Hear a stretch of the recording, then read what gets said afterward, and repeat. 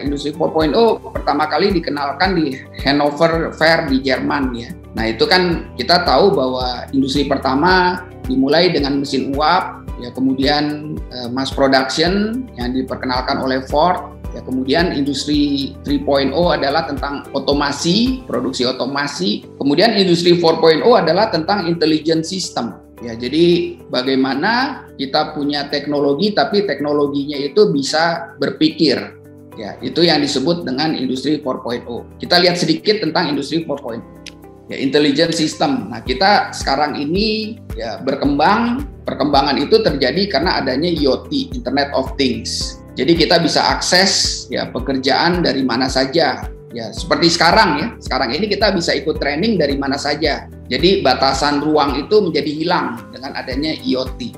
Ya, kita bisa mengontrol pekerjaan secara real time seperti yang saya lakukan ya. Jadi saya bisa memonitor kinerja dari karyawan itu dari handphone. Ya, seperti itu. Kemudian industri 4.0 yang penting juga adalah artificial intelligence. Contoh ya, kita punya suara ya bisa diedit ya sehingga suaranya menjadi lebih baik, misalkan gambarnya bisa menjadi lebih baik. Nah, terkait dengan program ya itu banyak perusahaan itu yang menggunakan program itu hanya buat input sama simpan data. Sebenarnya dengan industri 4.0 itu memungkinkan kita menaruh otak ya di dalam program. Ya, sehingga akhirnya kita bisa membuat sistem, ya, membuat program yang membantu kita untuk berpikir. Nah, itu kira-kira tentang industri 4.0. Society 5.0 itu seperti kayak perubahan peradaban. Ya, kalau kita lihat di Society 1.0 itu dulu orang hidup dengan nomaden, berpindah-pindah. Ya, kemudian Society 2.0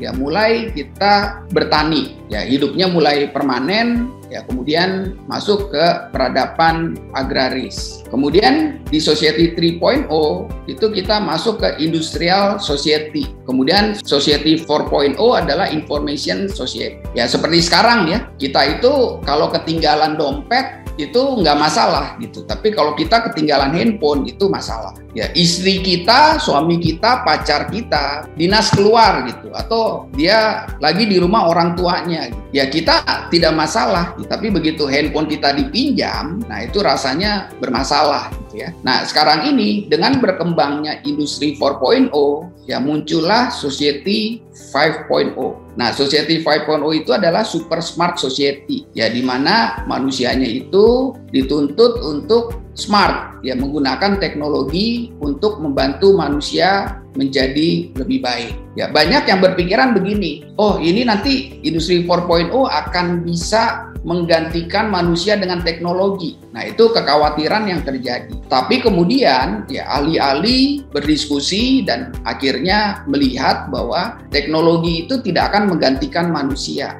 Ya, tapi teknologi harus membantu manusia menjadi lebih baik. Nah, itulah yang disebut dengan Society 5.0. Nah, Society 5.0 itu dikenalkan di Jepang tahun 2016 di G20 di Osaka, gitu ya. Nah, jadi apa yang dimaksud dengan Society 5.0 adalah manusianya tidak statis dengan cara yang sama. Nah, kebetulan saya tuh banyak melakukan konsultasi ke perusahaan-perusahaan. Ya, Central System sudah berdiri kurang lebih 23 tahun ya. Tahun ini 24 tahun. Nah, cuman ya seringkali saya melihat ya, itu manusianya statis dengan cara yang sama, ya mengerjakan dengan cara yang sama. Nah, oleh karena itu tidak heran ketika misalkan pabrik gula kita itu masih menggunakan teknologi yang lama sehingga tidak bisa bersaing dengan industri dari luar seperti itu. Ya, karena manusianya tuh cenderung statis.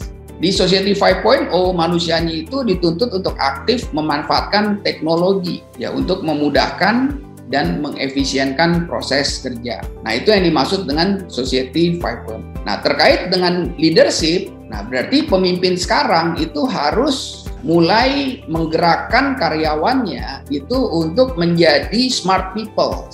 Jadi kalau dulu sifatnya itu lebih memberikan instruksi, mengikuti sistem, ya sekarang ini bagaimana mendorong ya terjadinya karyawan-karyawan yang smart, karyawan-karyawan yang memanfaatkan teknologi untuk memperbaiki sistem, untuk memperbaiki cara produksi, untuk memperbaiki cara kerja. Nah, itulah yang dituntut di leadership di abad 21. Nah, terkait dengan kita sebagai personal, ya kita sudah memanfaatkan teknologi nggak dalam kehidupan kita sehari-hari, baik di rumah, ya kemudian di pekerjaan atau di perkumpulan kita.